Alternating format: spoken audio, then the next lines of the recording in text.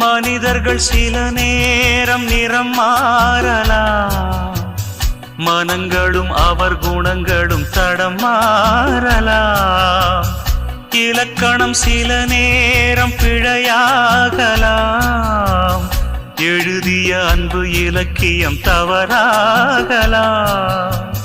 விரல்களை தாண்டி வளர்ந்ததைக் கண்டு நகங்களை நாமும் நறுக்குவதுண்டு.